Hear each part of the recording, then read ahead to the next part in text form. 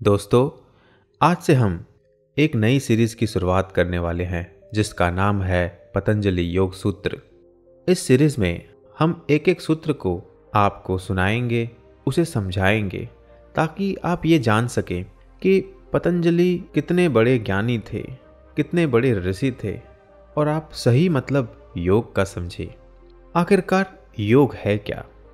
क्या योग योगा है जो आज हमारे YouTube में, इंटरनेट पे या लोग जो कर कर के दिखाते हैं कई भिन्न भिन्न प्रकार के आसन, क्या वही योग है?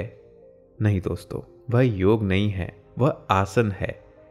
योग तो उसे कहते हैं जिसमें चित्त की वृत्तियों का नाश हो जाए, वे सदा के लिए मिट जाए, आपका मन सदा के लिए शांत हो जाए, उसे योग कहते हैं। योग का अर्थ है मिलना, जुड़ना, संयुक्त होना।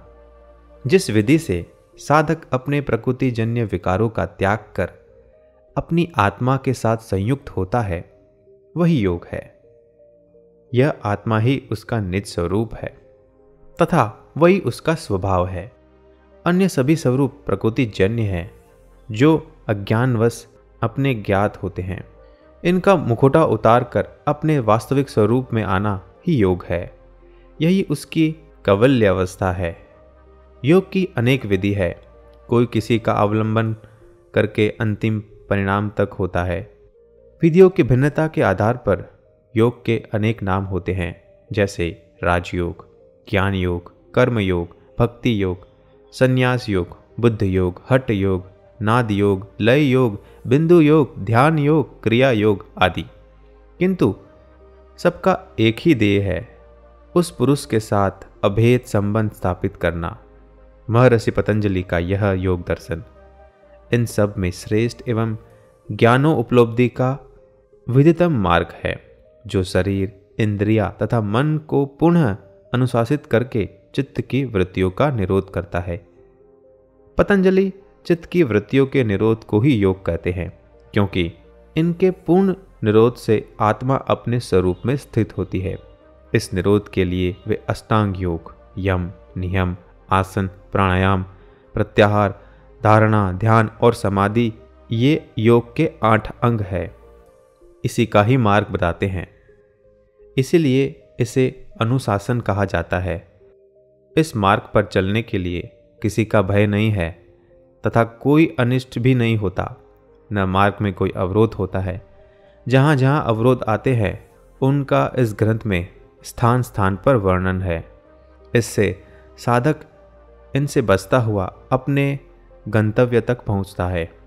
योग की मान्यता अनुसार प्रकृति तथा पुरुष 2 विभिन्न तत्व हैं जो अनादि है। इन दोनों के संयोग से ही इस समक्ष जड़ चेतनमय सृष्टि का निर्माण हुआ है। प्रकृति जड़ है जो सत्व, रज तथा तमो गुणों से युक्त है। इसके साथ जब चेतना का संयोग होता है तब उसमें हलन चलन होता है तथा सृष्टि निर्माण की प्रक्रिया आरंभ होती है। यह प्रकृति दृश्य है तथा पुरुष दृष्टा है। इस सृष्टि में सर्वत्र प्रकृति ही दिखाई देती है, पुरुष कहीं नहीं दिखाई देता, किंतु प्रकृति का यह संपूर्ण कार्य उस पुरुष तत्व की प्रधानता से ही होता है। ये दोनों इस प्रकार संयुक्त होते हैं कि इन्हें अलग अलग पहचानना कठिन है। इसका कारण अविद्या है। पुरुष सर्वज्ञ है तथा प्रकृति के हर कण में व्याप्त होने से वह सर्वव्यापी है। जीव भी इन दोनों के ही संयोग का परिणाम है। उस पुरुष को शरीर में आत्मा तथा सृष्टि में विश्वात्मा कहा जाता है, जिसे योग दर्शन में पुरुष विशेष कहा जाता है। इसलिए यह शैशव दर्शन भी है। यह त्रिगुणात्मक प्रकृति अलिंग स्वरूप अव्यक्त अवस्था में ही रहती है। जब इस चेतना पुरुष में सृष्टि विस्तार का संकल्प होता है तो वह इस माया स्वरूप प्रकृति का स्वे इच्छा से वर्णन करती है। भगवान कृष्ण ने भी गीता में कहा है, हे अर्जुन, मेरी महत्तम ब्रह्म स्वरूप प्रकृति तथा त्रिगुणात्मक माया संपूर्ण भूतों की योनि है, अर्थात गर्भाधान का स्थान है, और मैं इसी योनि में चेतन रूप बीज का स्थापन करता हूँ। इस जड़ चेतन के संयोग से सभी भूतों की प्राप्ति होती है। इसी प्रकृति और पुरुष के संयोग के परिणाम स्वरूप चित्त की उत्पत्ति होती है। जो इसकी प्रथम संतान है। इसके शरीरस्य स्वरूप को चित्त तथा सृष्टि में इससे महत्तम कहा जाता है, जो लिंग मात्र अवस्था में रहता है। प्रकृति इन 3 गुणों के 3 धर्म है। सत्वगुण का अर्थ है प्रकाश, ज्ञान है। रजोगुण का अर्थ है क्रिया, गति है। तमोगुण का अर्थ है जड़ता, स्थिति। इस चित्त में अहंकार उत्पन्न होता है, जिससे वह अपने स्वतंत्र सत्ता मानने लगता है। यही उसकी अस्मिता है। इसी अहंकार से मन, बुद्धि, इंद्रियां, तन मात्राएं तथा महाभूतों की रचना होती है तथा इन गुणों की परस्पर क्रिया प्रतिक्रिया स्वरूप अन्य तत्वों का निर्माण होता है। प्रकृति तथा पुरुष के संयोग के कारण जिस क्रम से जीव का विकास होता है, उसके उल्टे क्रम से अंतिम स्तर तक पहुंचकर साधक को पुनः इन दोनों की भिन्नता का ज्ञान होता है तथा यही ज्ञान को संयोग का कारण अविद्या कहते हैं तथा यह भी ज्ञान हो जाता है। इस संयोग का कारण अविद्या है, अज्ञान है। जब इस अज्ञान का आवरण हटता है, तभी साधक को अपने वास्तविक स्वरूप उस चेतन आत्मा का ज्ञान होता है, जिसके बाद प्रकृति अपने कारण में लय हो जाती है तथा आत्मा अपने स्वरूप में स्थित हो जाती है। यही उसका कैवल्य है, मोक्ष है, जिसके प्राप्त कर वह सदा के लिए इस जन्म मृत्यु के बंधन से मुक्त होता है। इसी को योग कहा जाता है। योग दर्शन अपने आप में पूर्ण, सार्वभौम तथा वैज्ञानिक है। इसमें न संप्रदाय की बू है, न धार्मिक संकीर्ण। इसका प्रयोग देश, काल, धर्म, जाति, लिंग आदि की भिन्नता को ध्यान में रखकर किया जा सकता है। यह मानव जाति की अमूल्य धरोहर है। जिन साधकों को इस बात का श्रम रखना चाहिए कि जिस प्रकार तैरना सीखने के लिए पुस्तकीय ज्ञान काम नहीं आता, उसे तो पानी में कूदकर ही प्राप्त किया जाता है, उसी प्रकार किसी भी ग्रंथ को पढ़ लेने मात्र से आत्मज्ञान नहीं होता। बिना आत्मज्ञान के मुक्ति नहीं होती। इस ज्ञान को किसी गुरु के मार्गदर्शक में स्वयं ही प्राप्त करना पड़ता है। सभी ग्रंथ केवल मार्गदर्शक ही है।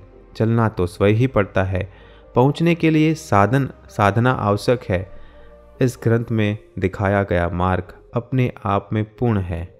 जो इसके अनुसार बढ़ता है, उसको अंतिम फल कैवल्य की प्राप्ति होती है। आइए अब समझते हैं पतंजलि योग सूत्र के भाग को। इस ग्रंथ को 4 भागों में विभाजित किया गया है। सबसे पहले समाधिपाद, दूसरा साधनपाद, तीसरा विभूतिपाद और चौथा है कैवल्यपाद। समाधिपाद में समाधि का वर्णन किया गया है।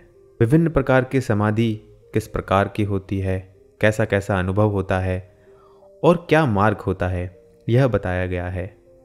दूसरा साधनपाद, इन समाधियों को करने के लिए किन किन साधनों की आवश्यकता है ताकि हम अपने चित्त की वृत्तियों को खत्म कर सके, जैसे अष्टांग योग कहते हैं, जिसमें 8 भाग बताए गए हैं। यम, नियम, धारणा, ध्यान, समाधि, प्रत्याहार। तो ये जितने भी है उन सब का वर्णन किया गया है। उन सब का पालन करने से किस किस प्रकार के गुण आते हैं, ये भी बताया गया है। तीसरा विभूतिपाद। विभूतिपाद में यह बताया गया है कि जब आप समाधिपाद और साधनपाद को समझ लेते हैं, उनका संपूर्ण रूप से पालन करते हैं, तो उनके परिणाम स्वरूप अनेक सिद्धियां प्रकट होती है, जिन्हें विभूति कहते हैं। उन सब का वर्णन किया गया है। और अंतिम पद कैवल्यपाद। कैवल्यपाद में व्यक्ति दृष्टा बन जाता है, केवल दर्शन, केवल ज्ञान, और उसी से ही व्यक्ति अपने मन को अंतिम अवस्था तक पहुंचाकर निर्वाण को प्राप्त होता है। तो दोस्तों, आज का वीडियो यहीं ख़त्म करते हैं।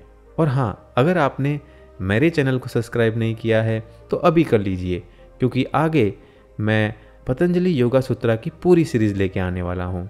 धन्यवाद।